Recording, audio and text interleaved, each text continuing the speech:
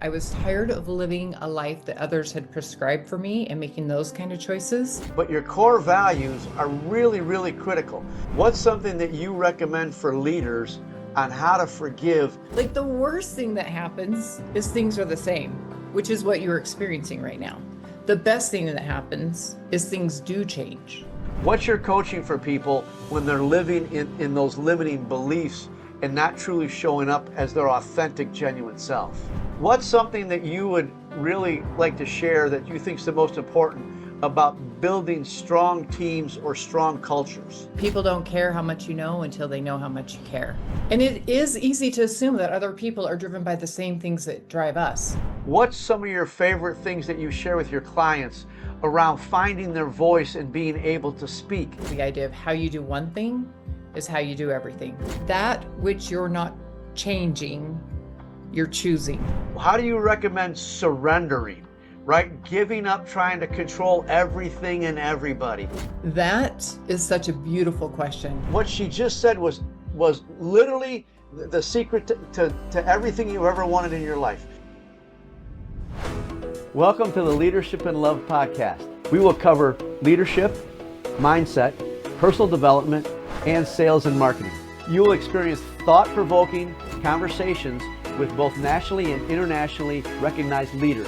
Our goal is to inspire you and deliver actionable items that you can implement that are going to help you accelerate your growth. Get ready to discover the magic and the power when you lead with love. So, hello everybody, and welcome back to another episode of Leadership and Love. I'm really excited today. We've got Dr. Johnson with us, who it's amazing. We were just talking before we jumped on this call how small the world is and how we know each other. And we have this rock star friend of ours, Tiffany Peterson, who's connected us. And so I'm really excited. Let me get to her bio right away. Dr. Deonne Johnson is a transformational coach, speaker, and humanitarian who helps women reconnect with themselves, redefine their purpose, and create powerful new chapters of their lives. With a doctorate in instructional design and decades of leadership experience, she brings both strategic insight and soulful presence. I love that, soulful presence to her work.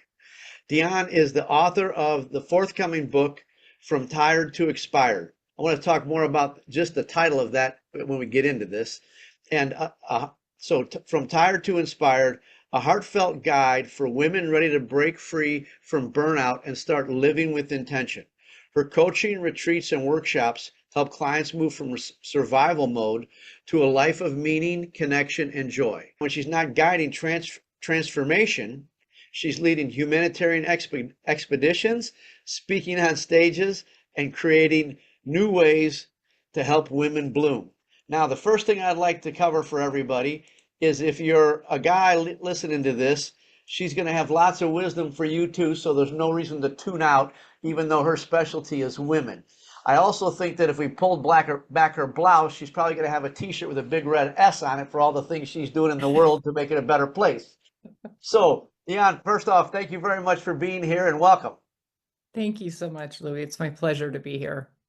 So, first thing I'd like to do, especially for our audience, I'm a big marketing sales guy, and I love the title of your book, From Tired to Inspired. Can you share with us how you picked that specific title? I can. Where do most of your great thoughts happen? For me, a lot of them are in the shower. Would you agree with that? Yes, ma'am, I would. So and it wasn't even that long ago because I started writing this book in May and it's only July. So I was in the shower and I was thinking about there's a cone of, I think it's called cone of vibrational frequency. I'd have to pull it up and double check the name of it. But essentially it's shame and guilt at the bottom. And then at the top is like bliss, peace, love. Again, I might have the exact labels a little bit different. And I thought, there's no way I can get somebody from a 0 to 1,000. Like that's a big stretch, but I could get them from like maybe 25% to 75%. And I saw in my own journey, I was tired. I was tired of living a life that others had prescribed for me and making those kind of choices. And I'm now living in that to be inspired and be inspiring. That's my personal mantra. So I thought those also rhyme. from tired to inspired. What if I can guide other humans on this journey from that burnout to living a life that's more aligned with their own values? So thank you for sharing that. And again, for the audience, I want you to grasp what she said because I'm a big fan of rhyming. We grew up with nursery rhymes, right? And they rhymed for a reason because they stick in our head. And so the title of her book rhymes, and so it's going to be really easy to stick in your head, From Tired to Inspired. Short, sweet, and it rhymes. I love that kind of a title and that power in that marketing. So let's dive right into this thing. So when you help people, and again, remember, you guys, this is going to apply to you too, even though you're not shaving your legs. So when you help your clients and when you speak, what would you say is the big thing that you start with to create transformation in their life to get from that stuck dark place to a place of flow and the light? First, I would say is figuring out what matters. And sometimes we've lived our life so dictated by what other people have told us is winning at life, whether that's a certain amount in your bank account or a certain reputation or status or title or house or car, all those things. So I have a value worksheet that we work through where they look at 60, 80 different values and narrow it down to their top 15 and then narrow it down to their top 8 and then we land on the top 3 and then we do a value assessment to see how is your calendar supporting those values. If like one of my values is adventure. We talked before we hopped on the call. He just got back from Kenya. So that filled my adventure drive. So am I spending money on adventure? Am I spending time on adventure? Because if that is a value and I'm not supporting it with my resources, then I'm going to feel disengaged with my life. I'm going to feel misaligned. So that's the first thing. And then we, from there, continue that path through my essentially my whole book of what sparks joy. Are you that assessment of your own life? How do you forgive yourself? How do you forgive others? It's really a little smattering of, I know you're going to ask me about one of my favorite books, and I know that's coming at the end, but when you asked me that question, I was like, well, I'm a big reader. I obviously, like, I love different books, and so many of my favorite books are mentioned in my book because that really has been a big part of my own personal transformation is reading and applying those principles, taking action on what you learn. So for our listeners, so she dropped a bunch of great golden nuggets there. And you did right off the bat. You just came out of the chute fire and just beautiful stuff. So one of the things I want you to grasp as a listener is, and we've talked about this with other people that have been guests on the podcast, but your core values are really, really critical because I love what you said about it, what's on your calendar is in alignment with that. Also, when you make decisions, if you go to your core values first before you make the decision and ask, is this in alignment with my core values? It's huge. And the other thing that she touched on is that she's spending her time and energy on the things that make her heart go pitter patter. And this isn't hard. And one of the things I share with people is, if you're happy, you're on course in this thing called life. And if you're unhappy, you're off course. It's pretty simple. So the next question I'd like to ask you is, what would your suggestion be for leaders? And I want to touch on forgiveness first because you mentioned that. What's something that you recommend for leaders on how to forgive, especially employees or other business partners, other businesses they're doing business with, vendors? How do you recommend, or what wisdom do you give to your clients to help forgive? Yeah. I want to say one other thing about values, Sure, go ahead. which is if everything's important, then nothing's important. So that's why it's so critical to narrow down your values from 60 or whatever to your top 3, because you need that North Star, right? So say that again, please, because I think that's Yeah. that's really the gold mine right there. Go ahead. Yeah. If everything's important, then nothing is important. You can't have too many competing values or you don't have your North Star. Right. I spent 20 years in the Marines, and one of the things that we used to say is, use your bullets wisely, right? And the thing that you're talking about is really even more important than ammunition. It's your energy and your time. Both of those are precious, and you're right. If you spread yourself way too thin trying to make everybody in the world happy, then you're going to end up miserable and tired and even burned out. Hmm. Now let's jump to the forgiveness question. Yeah, Yeah. go right ahead. There's a beautiful practice that stems from Hawaii called Ho'oponopono. I love being able to even say that. It's got such a beautiful name to it. And the history with that Hawaiian practice is so powerful. So it's more than legend because I mean, this actually happened, but the story goes that there was a prison and one of the counselors, I think that was his title, therapist, he didn't meet with the individual prisoners. Instead, he took a file and he practiced this four simple phrase and geared it towards that one individual. And the four phrases are, I'm sorry, please forgive me, I love you, and thank you.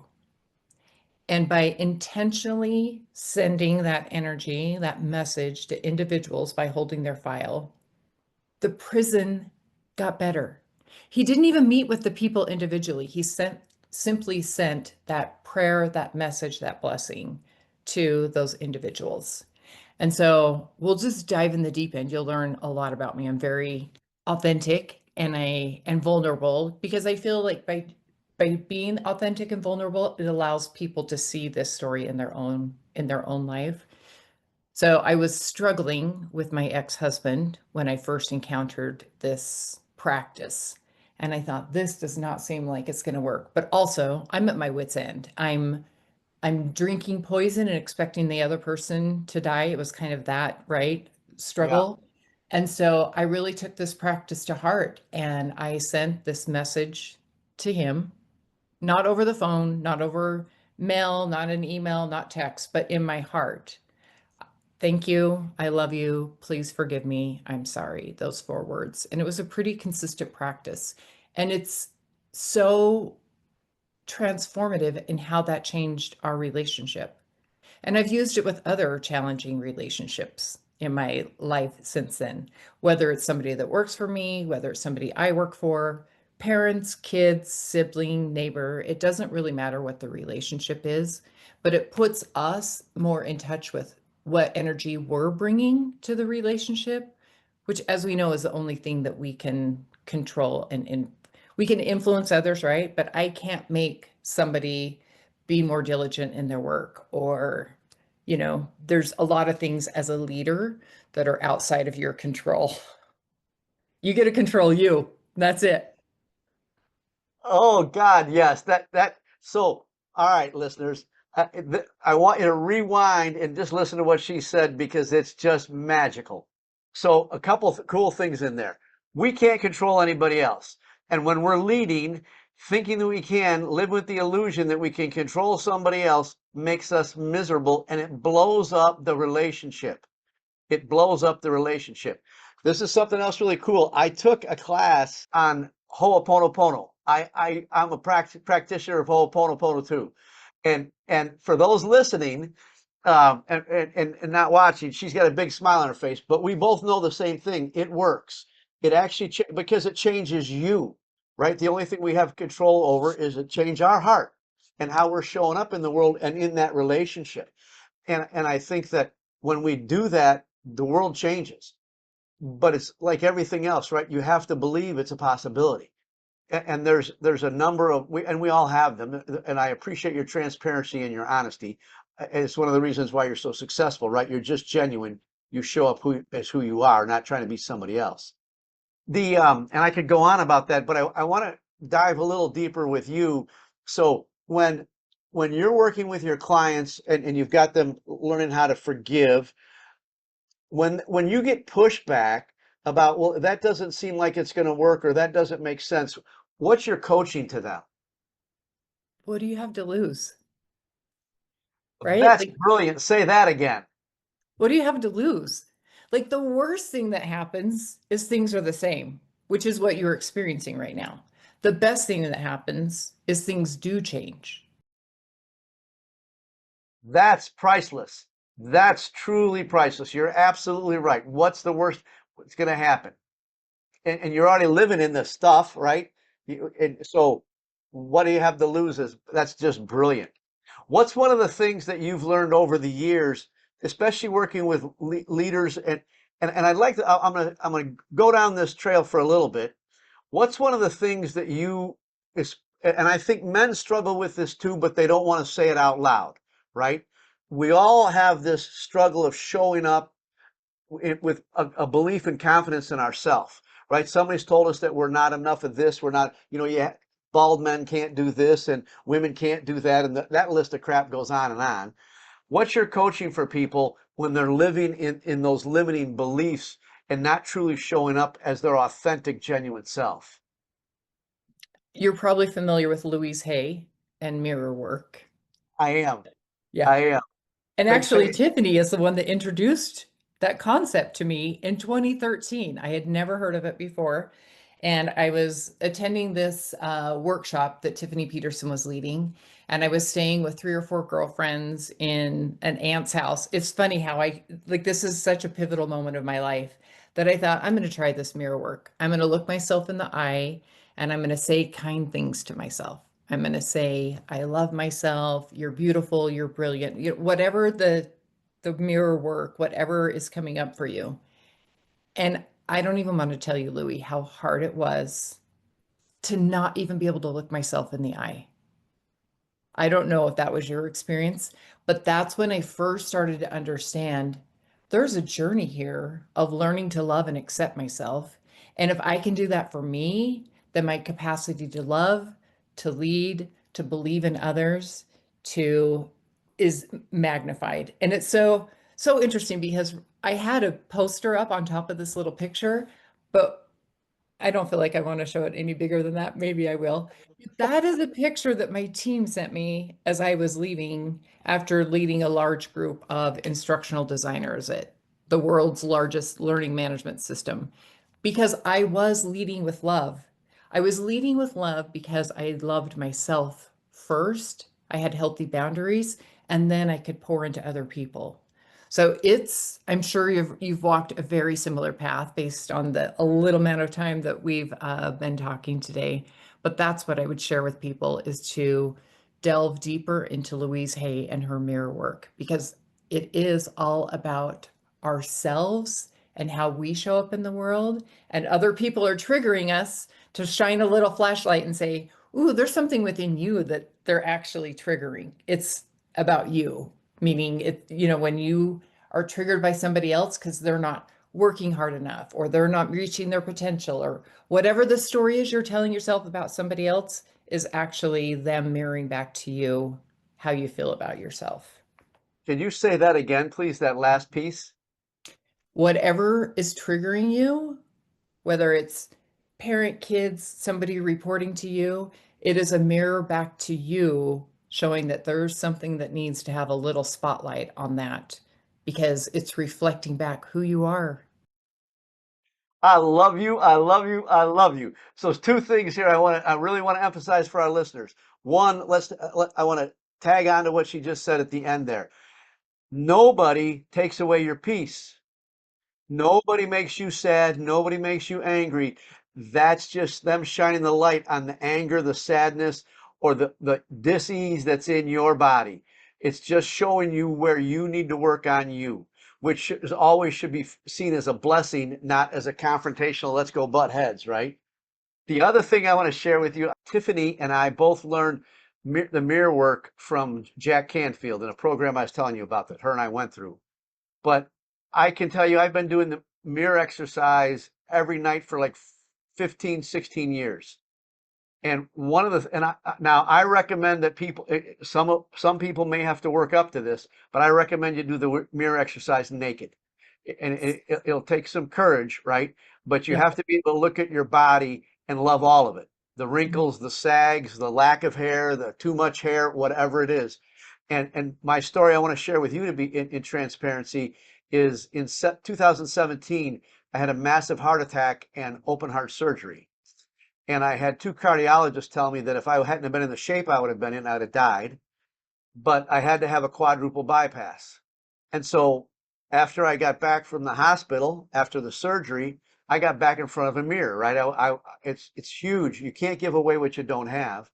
but from about here to just above my stomach is a big scar. And the first time I got back in front of a mirror naked, I only had one word: Frankenstein. I thought, oh my God, I'm disgusting. I'm ugly. I'm not going to be attractive. Nobody's going to want to touch me, blah, blah, blah, blah, blah. And at the time I was married and I didn't want to take my shirt off even in front of my wife. And then through the mirror work, I got back to loving me just the way I am. And now the scar is just another part of me that I'm blessed to have experienced because I'm still here. Without it, I'm not living on the planet anymore. So I would, for our listeners, if you want to find, I've actually got a PDF I'd be happy to send you for the mirror exercise steps on how to do that. And you can reach out to Deonne for her thoughts on it as well. But again, the mirror exercise, very powerful. And so I'm telling you, you're hitting on all eight cylinders, my friend. You're just knocking it out of the park. So what's something that when you talk about teams, and you've led some big teams in corporate America, and you're leading your own company and those kinds of teams now, what's something that you would really like to share that you think is the most important about building strong teams or strong cultures? I think back to a phrase that my mentor shared with me when I don't know, I was probably 25. I was young, just entering the workforce. And it was people don't care how much you know until they know how much you care. And one of the powerful ways to get to know people, to care about them, and understand what drives them is to find out what drives them. What are their values? How can you position them for success? And I actually have a tool that I can share with you that um, walks through different, it's called career drivers, and it's available if you even just Google that. And it's a really great opportunity to have a conversation where there's a deck of cards or there's a digital format of these cards that are available. Because if you know that salary is important to somebody, or benefits, or freedom, or mentorship, or collaboration, whatever is driving your direct reports, if you're aware of that, you can help position them for success so that their needs are being met. How beautiful is that? You're going to get the most of your team. You're going to increase retention. They're going to know that you care about them because you're going to understand what drives them. So again, she's hit another golden nugget. And we can't assume, right? We can't assume that our team or our employees are driven by money only, or they're driven by time only. And you named a plethora of different things that can motivate people, and collaboration was one of them, right? If you've got somebody on your team that collaboration is really important to them, and you're not asking them anything or taking feedback from them on a regular basis for their input, then you're really blowing up the bridge in that relationship. And it is easy to assume that other people are driven by the same things that drive us. So I serve on the board for Choice Humanitarian, and it was probably a little over a year ago where we were looking for a new CEO. And it was so interesting to bring this lens to that selection process of a CEO. And I remember one of the pieces was the title. And there was conversation about, well, should it really be a CEO, the size of the organization, and this and that? And I looked at the candidates and their LinkedIn profiles, and I knew that that title would matter, not only for the person that was applying for the role, but also the power and the not confidence, but when they walk into a room, they deserve the title of CEO so that whoever they're talking to knows that they're talking to the top person. Right. And it's just so interesting because that was like almost like a lever that you can pull if you've got somebody on your team that is driven by titles, maybe there's an opportunity to reevaluate titles if you don't have finances in your back pocket. Man, I can tell you, this is some sweet stuff. And now I'd like you to share, let's circle back for a second. I'd like you to share the importance of an organization's core values. And when you went through this process looking for the CEO, how did you apply those core values in looking for and finding the right CEO? Well, first you have to know what your core values are, Right on. Yep. right? And how do you define those? Uh, and then in your interview questions, even bring those core values into the interview questions. And you can ask, can you share a story of openness or transparency or resourceful, like whatever your core values are, to ensure whoever is leading the organization is aligned with the values within the organization. And it shouldn't be a one and done conversation.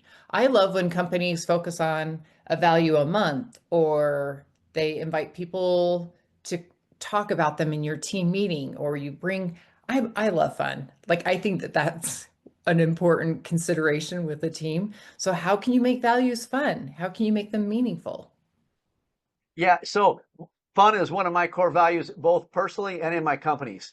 And because I tell people life's too short. If you don't have fun every day, that you lost that day. I don't care how productive you were anywhere else. If you didn't have fun today, and sometimes for me, standing in is a hot shower. Fun is a hot shower until it's out of hot water, right? And that's fun. Um, but I think that's very, very powerful. You're just hitting on all cylinders again, like I said earlier, because all these things are tied together, right? I think people think that this part of the business or this part of my relationship or this part of my life is a silo and it's not connected to anything. So I'd like to ask you, what's some of your favorite things that you share with your clients around finding their voice and being able to speak, not only in their personal relationships, but in that environment we call business, teams, and those kinds of things? I wanted, I think it goes back to mirror work, to know who you are, to know what drives you. And as you were talking, the quote that came to my mind is the idea of how you do one thing is how you do everything. I I hope everybody can see Louis smile right now because you're like, yep, nailed it. Well, everything you keep saying is like ding, ding, ding in my head, right? Been there, done that, and I agree completely. And I think this story's in my book. It's why I make my bed every day because it's not so much that I need a bed made to sleep in when I go to sleep that night, but it's almost this ritual and practice of I'm going to take care of the things that are under my umbrella. So whether that's my bed, my kids, my relationships, my business, the idea of you, meaning God, the universe, I've been blessed with a lot of things, and I'm going to take care of what you have given me, and I'm going to magnify what I've been given. And then we know that as we come to the world with this intention, then God's like, oh, give that person more because she can do more good if she has more resources. I don't get more time, but I get more money. I get more relationships. I get impact. I'm speaking on stages to large numbers of people. I'm on podcasts talking to new friends. Right. And so, again, that's very, very powerful for everybody listening. Whatever you focus on is magnified and you get more of it. And there's a great, I don't know if you've seen this, there's a YouTube video out there. I think it's a Navy admiral who talks about the power and the importance of making your bed in the morning. It's a success. You get out of bed, you make your bed, you've already had a victory, you've already got positive momentum in that. I do the same thing. I make my bed every morning. Every morning I make my bed. And there's something really nice to be said to be climbing into that bed at night and it's not a mess, right? It's clean and it's tidy and all the things you want to be climbing into in the evening when you're going to end your day. This is amazing how much synergy in things that we've both studied. Now, I want to stress to our audience as well. She said something that has come up on this podcast in the past, and that is leaders are readers. You know, she's quoting a lot of things. I can tell you, delve into Louise Hay. If you haven't put your foot in that, or a toe, even a toe in that pond, jump into it. She's got a book out there called "You Can Heal Your Life." Very, very powerful. I'm actually reading through that again right now. Um, so what's one of the other things that for you that you'd like to share that really is transformational when you work with your clients? I think you kind of touched on this, that idea of where focus goes, energy flows, right? And there's lots of different spins and ways to say that. But whatever you focus on is going to get more of your attention. So I'll share with you. This came from I think I can't remember the name of it right now. It's by the same author, I think, as The Gift, or sorry, The Secret. The cover looks the same. Oh, Anyways, Rhonda Burns. Rhonda Burns. yeah, and it's like the same cover. Maybe it's called The Magic, I, it, but it, It's a 30-day practice of essentially like law of attraction. Well, it's called magic all by itself, Yep. and it's 30 days around gratitude. Yes, yes, yes, yes, exactly. Yeah.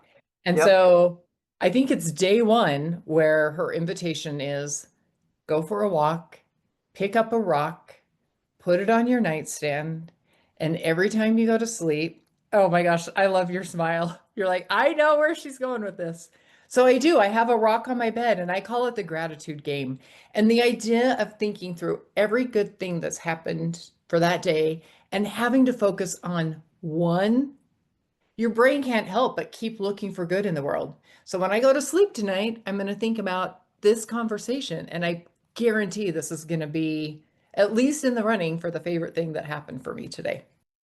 So I can tell you there's no doubt in my mind. And the reason why I had such a big smile on my face is because I have a rock on my nightstand. And I picked one specifically. It's about the size of a $50. It's dark, it's almost black, but it's smooth on both sides and it's kind of flat. It would be a great skipping rock. I used to skip stones when I was a kid across the lake. But I do exactly what she just said. Every night before I go to sleep, I pick that rock up and I rub it. And the smoothness of it just comforts me by itself. But then I think through my day, what was the coolest thing, the biggest thing that I was really grateful for. And sometimes it's all kinds of different things, right? But it again, it's got your mind focusing on everything that we have. I couldn't agree with you more, Deonne. That there's we live in a life in a world with such luxury that too many people. We have clean, fresh water. I've lived in third world countries in the Marines. We didn't have clean water. We didn't have fresh water. We didn't have hot water. So there's things that we just in the realm of water and how easily it's available to us. There's still people in Africa when women will walk half a day one way to gather water, put it in a big thing on their jug on their head, and then walk half a mile back to get it to their village. And we take for granted, we turn on a faucet, it's clean, it's cold, it's hot, it's whatever we want. And gratitude is very, very powerful.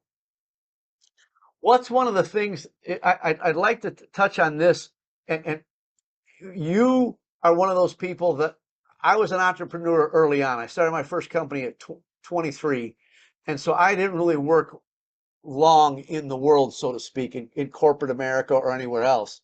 I'd like you to talk about what are your thoughts around the courage it took you to step out of corporate America? Seriously, it's a big deal, right? Oh, it There, is. there's Yeah. so many people trapped in that security of I can't leave, it'll never work. What if it fails? That whole shebang. I'd really like you to talk about how you help people through that process. And for those of you listening, I want you to pay close attention because first, I'd highly recommend you re-listen to this entire podcast. But what she's going to share will apply to anything that you're in. If you're in a relationship and it's not working, but you're afraid to leave it because I'm going to tell you something. Before you answer this question, I was married and I went bald, and this is just hanging it all out to dry. And I stayed married longer than I should have because I had the belief, and I really believed that women wouldn't find a bald man attractive. So I believed that if I got divorced, I'd never be married or with somebody again because women didn't find bald. And so I stayed married longer than I should have because I thought if I leave, I'm going to spend the rest of my life alone. Now, obviously, none of that was true, but at the time it was true for me. So I can tell you what she's about to share. Everybody listening can apply it to some area of your life. So please lay on us some more of your amazing wisdom.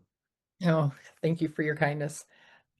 In my experience, I might get a whisper that I need to do something different. And if I don't pay attention, it gets a little bit louder. A billboard, a Mack truck, like the message is going to get louder and louder and louder until I make a different choice. And so it was actually at Tiffany's event that I kind of had a vision of what I'd really like to do is take women on transformational retreats. So I mentioned I just got back from Kenya on Sunday, like 4 days ago, from leading women on a transformational retreat to coach women to write a book but I knew I wasn't prepared to do that in 2013 because I hadn't been through the fire yet. I was still in the trenches. I didn't have a lot of these practices as part of my daily support. And so it was a year and a half ago that I put in my notice for my corporate role. I was in an executive role. I had a lot of security, I had a lot of stability, and things were starting to get those little whispers, those little nudges. And I knew I could make a decision while it was still relatively not so much easy, but I knew it would keep getting worse until I had the courage to leave. And so I thought, I don't want it to get worse. I want to go out on a really solid footing. I want to leave with my reputation intact. Like, I don't want things to get hard at work until I have the courage to leave. So I did Amy Porterfield. People probably are familiar with that name. She has a book called The 2 Week Notice. So, and she kind of walks you through the process, the mental shifts that you get to do, writing an exit date. So I wrote my exit date and I kind of worked her system. And I wrote down that I was going to leave on January 19th, and my last day was January 16th. Like you just can't make this stuff up. The power of writing things down, the power of reading, the power of learning from other people. We don't need to reinvent the wheel, but it's really important and helpful. Stop. Say that again. You don't have to reinvent the wheel. So I'm going to interrupt you. Can you hold your thought? Yeah, yeah. I saw Will Smith, and this is before he slapped the crap out of Chris Rock. I saw him on the Tonight Show, and long story short, Jay Leno asked him at the time, and I normally don't stay up that late, but for some reason I was up that night. Will Smith said that Jay Leno asked him his keys to success, and Will Smith said two things: running and reading. And at the time, he was promoting the movie Independence Day, and he said to get in shape for that movie as a Marine Corps officer, he realized his body could run further than his mind thought. And he said, I don't care who you are, reading, somebody's had your problem, they figured it out, they solved it, and they put it down in a book. You just have to be smart enough to find the book, read the book, and take the actions. And I'm sorry for interrupting, but that's just brilliant what you said, because we don't have to reinvent the wheel, and you're not in this thing called life alone. Right. So please And go on. what you said is super important. It's action. We can read till the cows come home, but I love that. Here's another good quote. So if you're listening and you have paper and pen nearby, write this down. That which you're not changing, you're choosing. Ooh, you know Right? who That said which that? you're not changing, you're choosing. And so when I realized that I was still in my corporate role, or when you're in a relationship that's not serving your highest good, like whatever it is, that getting out of that victim mindset of life is happening to me. No, life's happening for you. And you get to choose to take action to create the life that you want. But if you don't take action, you're going to be in the same story next week, next month, next year, next decade. It'll be the same. Amen, sister. Yeah. Amen. You're preaching it. This is beautiful, beautiful, beautiful. And I want, now I'm going to share, I'm going to ice that cake for our listeners. Take action. So Ho'oponopono, if this is the first time you've heard about it, go check it out and try it. And if it doesn't work for you, then throw it away, but go try something else, right? You're absolutely right. And this doesn't have to be some, oh my God, I'm overwhelmed. Just one thing. If tonight you want to go find or today you want to go find a rock and start being grateful at the end, then do that and do it for the next 30 days. And then if you add one new habit, one new practice a month, at the end of the year, you've got 12 new habits, practices. And I can tell you from talking to, and we were introduced, so this is the first time we've met or had an interaction.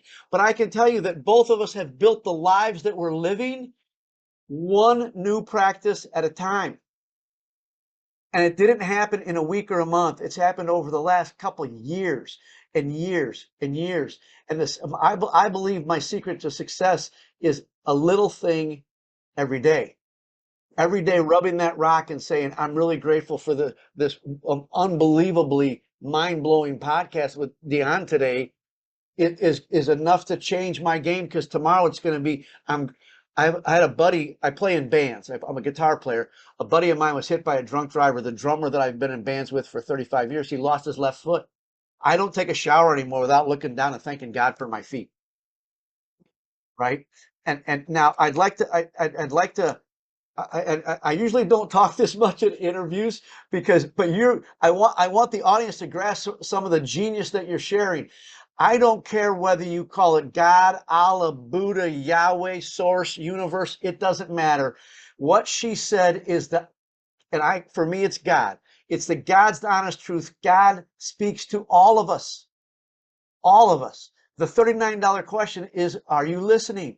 He speaks in that bumper sticker that she talked about, in a baby's smile, in a sunset, in the birds singing in the morning, in that Mack truck that goes by that's got something written on the side of it. The question is, are you listening? Are you looking? Because God speaks to all of us all the time. And this is what I believe, and I'd love to hear your thoughts on this.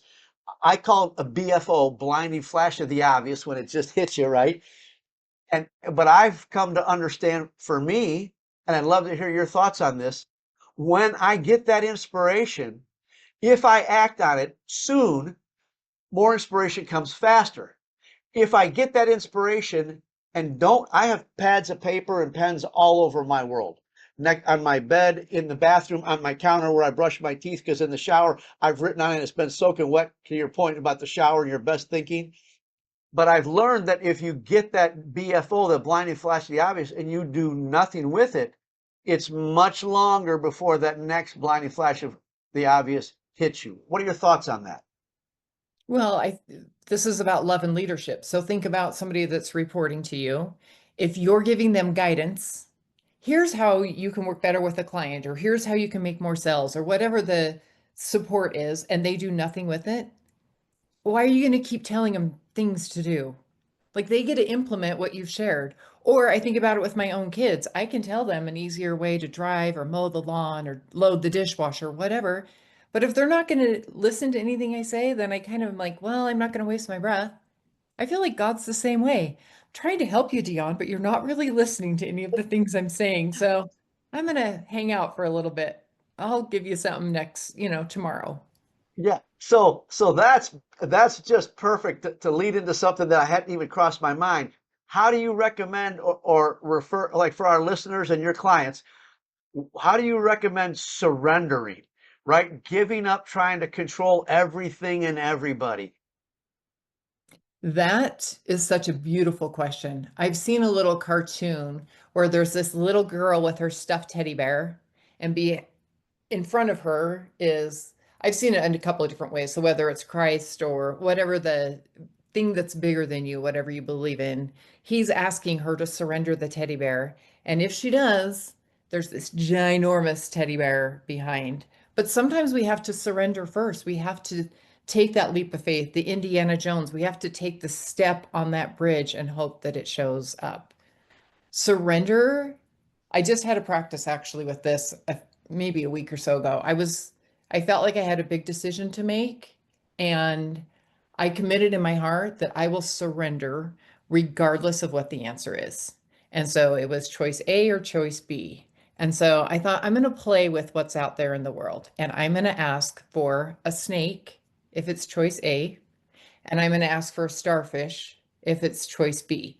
Now, it made sense because I was on safari, I was in Kenya, I was going to a resort. I knew there was a chance that I'd either see the live creature or a tattoo on somebody's body or artwork or a pillow or whatever it was. And I committed. I said, I surrender. I don't know which direction to go. Help me out. And an hour later, one of my friends sent me a text and said, I just saw a hawk scoop down and eat a water snake. I was like, well, that stuff works. I guess it's A. I will go with A.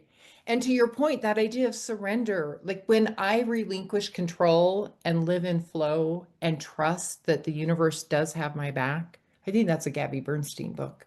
Um, It is. when the magic happens for me, because I can't dream as big as what God has dreamt for me. Right. I love that. I think that's dead on accurate. We can't dream as big as what's possible and what God wants for us. I think that I'd like our listeners to gather this too.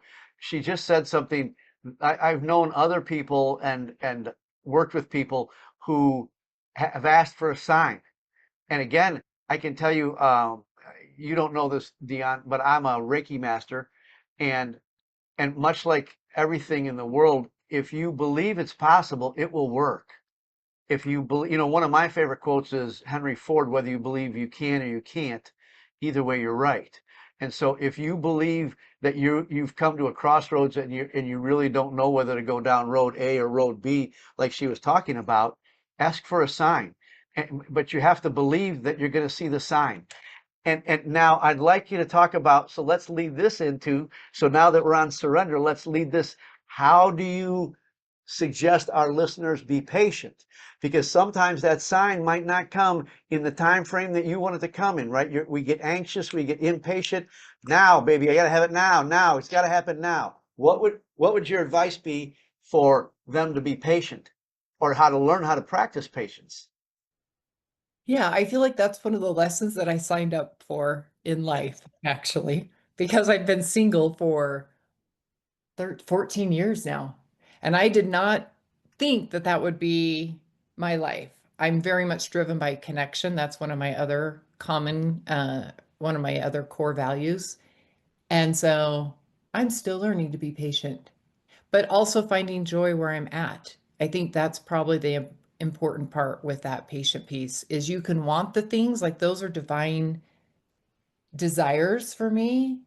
And I also get to choose to bloom where I'm planted. This is my current situation in my romantic life, my house, my car. So if I'm always delaying happiness because I need the thing, I need the answer right now, then you're going to be in a really bad spiral. What she just said was literally the secret to everything you ever wanted in your life. And that is that whatever you're wanting out of life, whatever you're praying for, whatever your goals are, right now you can choose to be happy. You Hmm. can choose to be at peace. You can choose to be joyful even though you don't have it yet, because that's a choice we get to make every day, right? And then have the faith, because this is all this big ball surrender, patience, and faith, right? It's all just living in this thing together. And so when you can be joyful, when you can have fun today, even though you don't have whatever it may be, the money, the relationship, the job, the career, the opportunity, I don't care, even the health, you could still be joyful today. And that's going to start to shift your perspective on the world. It's just unbelievable. One of my very first exercises in the book that I wrote is creating a joy list. And as I've done that for myself, it's singing in the car with the sunroof open and the seat warmers on. It's playing the piano. It's reading a book. It's laying in a hammock. It's sitting in my backyard. It's not all of these super extravagant, although I have those too, right? I love to travel. But my point is that by focusing on doing things that bring us joy, that can really help cultivate that grounding, that um, being present and living in that headspace of gratitude. Without a doubt. And I'd like to share something with you. And at some point, at the end, I always ask people how that people can connect with you. But I'd like you to talk about your retreats and stuff, because something came up when you were talking about your women's retreat in Kenya. About a month ago, I co-led a retreat on Loving Is with a dear friend of mine. That's the name of her company, Loving Is. And there was a woman at that event that, and I wanted to share this story because of your heart and what we have the power to do. And I love your heart. What happened was there was a woman at that retreat, and it makes the hair on the back of my neck stand up, so I know we're on course. But there was a woman there, and she's invited me, and I'm going to a retreat next weekend in Richmond, Virginia. I'm going to be the only man at a complete women's retreat, and now I'm a single guy. But I've been invited because of my heart, not because I was male or female. And I've been invited because what I can add and help and support and heal to that group. And so when we show up to what you said earlier as our transparent self, and And if you'd have told me this was, and this is the beauty of how the world and life opens up for us, right? This has never been a goal of mine. Neither was professional speaking. But as we've stepped into what we want to do and be fun in this moment, be love in this moment, regardless of what the world's doing, right? Right now, there's too many people watching the news and just freaking out because of all that negative stuff. But what you've been talking about through this entire conversation really just opens up the world to us in ways and things. Like you said, it's something that God's got bigger plans for us than we've ever thought of. And now you're speaking to a group of women in Richmond, Virginia. How beautiful is that? Right, right. As the only man that's going to be in the room, right? And it's funny because and like so this is the now I want to share something with you because I shared this with Deonne before we got to the call. There was a time when I was scared to death of women. There was a time when I couldn't, this is again me being trained. There was a time in my life, Deonne, when I could not have held a conversation with a woman like you. Women that were successful, confident, beautiful, smart, intelligent, heartfelt, scared the shit out of me. I couldn't go near them. Couldn't go near them. But because we've done the work, now I'm going to be in front of a room full of women, and I'm not freaked out about it. I'm not nervous about it. I'm excited to see how God's going to use me to help serve, support, and heal that group of people. And that's a big part of it because you know that you're the instrument, right? You're just going to show up with the intention to serve. And so you're out of your own head, which only happens as you do the inner work. Yes, very true. That's very true. And you're right, because when we're in our ego, and I think this is for the men that are listening, men struggle with this much more than women. There are women that have it, but the ego is a dangerous thing, right? Men most of the time are wanting to be the biggest dog in the room.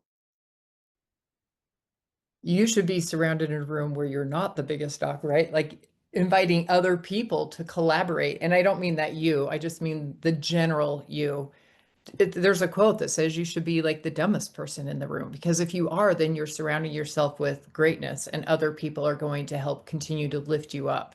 Who are you going to surround yourself with, right? Well, and so that's brilliant, brilliant, brilliant. So again, for our listeners, what she just touched on is so very true. If you're the smartest person in the room, who are you learning from? If you're the highest performer in the room, who are you learning from?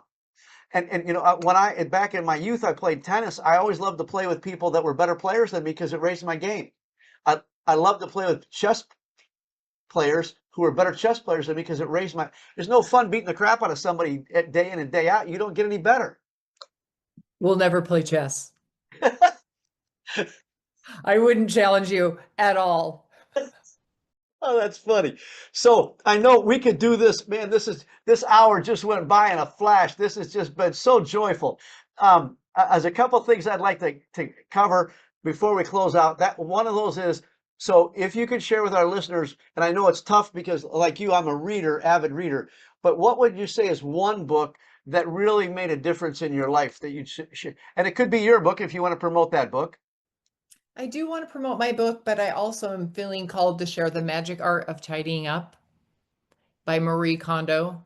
I think that's the life-changing magic of tidying up. Uh, and there's a Netflix series, but the concepts that I learned in there, as I decluttered and let go of things that didn't bring me joy on a physical realm, I also let go of things. I let go of weight.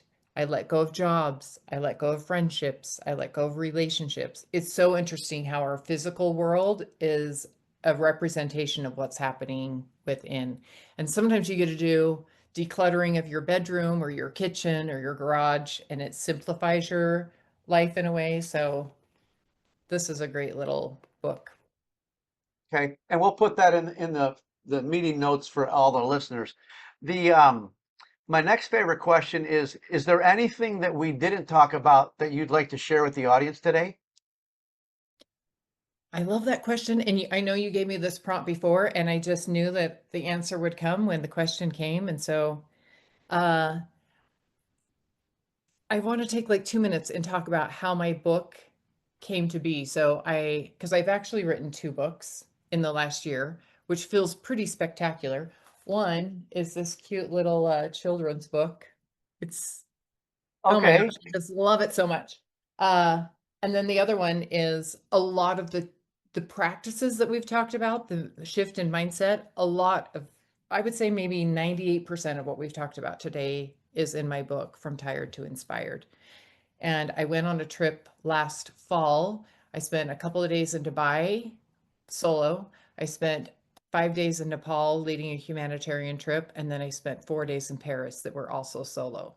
And it expanded my comfort zone because we know there's no growth in the comfort zone and there's no comfort in the growth zone.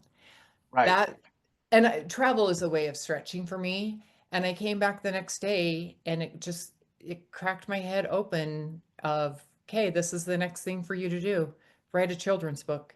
And then 6 months later, here's the book that you get to write that incorporates the tools that you've learned, the strategies, and my own stories woven in, as well as space, journal prompts, and the tools that you can apply in your own life in this book. And it's truly the book that I wish I would have had in 2013 when I hit my own rock bottom. So it's taken over a decade to kind of cultivate and learn all of these tools and strategies. And they're put together in a really beautiful, simplified way with an invitation to kind of go high level and then lots of resources on my website and then other books that I've read that you can, like the mirror work. If you want to take it deeper, you can get that book. But to have it presented in a very linear, high level fashion, the roadmap of how you can transform your life. And so thank you for sharing that. And I'd like our audience to know that I believe, and I've said this to a number of people over the years, I believe all of us have at least two books in us. One of them is the story of our life. And I really appreciate and admire you. And it's very inspirational to see somebody who's been through the muck. You know, you went into the darkness and you came out of it. But I think why I love you in your heart is that you you were driven, guided, whatever words you want to use, to go back and tell that story for others, for the travelers behind you. You know, one of my other favorite quotes is that, you know, it's it's a road, right? There's no hierarchy in this thing called life. There's a road. Some people are further ahead of us, some people are behind us, some people are next to us. And and and the wisdom is, be a good student to those ahead of you, be a good teacher to those behind you, and be a good companion to those next to you. And you're living all three of those, my friend. You're living all three of them. I So got so many goosebumps right now. Thank you for that. Yes, you're thank you. welcome. You're welcome. If our listeners wanted to find you or reach out to you, what's the best way to do that, Deonne? My website is drdeonne.com, which is DRDEONNE. And you can find me on Instagram and Facebook. And just like everything else, it's a practice, right? So I'm not super active on all of them, figuring all of this out. But I have a freebie that you can sign up for, and that will get you on my mailing list, which is a lot of companion pieces that support the book, which should launch, I'll say September 1st. Like it's close. I'm doing the last round of edits and selecting the cover. So it's definitely on the short horizon. Well, and so she was kind enough to send me the manuscript, and I've started reading that.